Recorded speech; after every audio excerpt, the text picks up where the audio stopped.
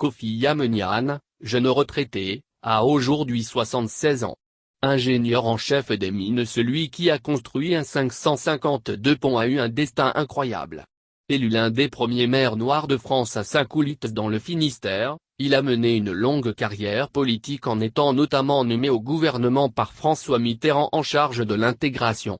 À 76 ans, que devient ce retraité dynamique? Tu vas aller jusque dans les pays où les chiens écrasent le mil pour nourrir les hommes. Je n'ai pas vu de chiens écraser du mil pour nourrir les hommes, mais j'ai vu des robots et j'en ai fabriqué. Et mon oncle, il ne savait pas si bien prédire.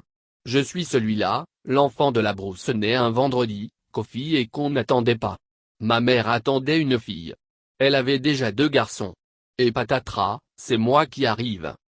Kofi Yamenian, lui qui est né au temps des colonies en 1945 à Bandjeli dans un village du Nord Togo, a un destin des plus improbables, un parcours politique incroyable.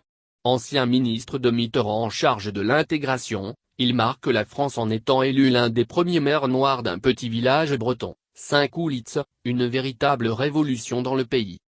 Entre Bandjeli, mon village natal au Togo en Pays Bas et la Bretagne, j'ai trouvé la continuité de ce que je peux appeler une civilisation paysanne. J'ai compris cela et c'est pour cela que je me sens tout à fait chez moi ici. C'est l'enfant du pays. Kofi Yamenian parle et rêve en breton. Exilé à Concarneau, à 40 km de Saint-Coulitz, ce village lui a tout donné et en retour, il lui a tout donné. À Saint-Coulitz, ils ne sont pas contents.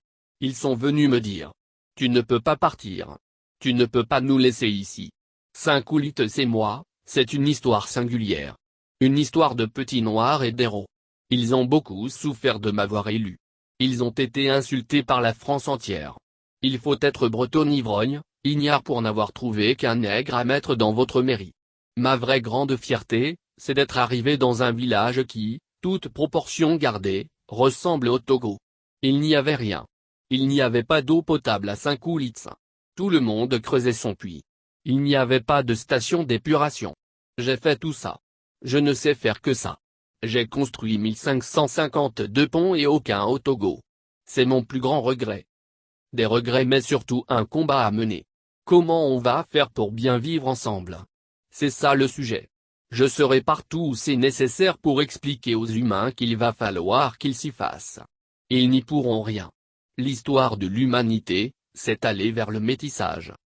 À peine vient-il de publier Mémoire d'Outre-Haine, son autobiographie, que le voilà reparti vers ses nouveaux combats.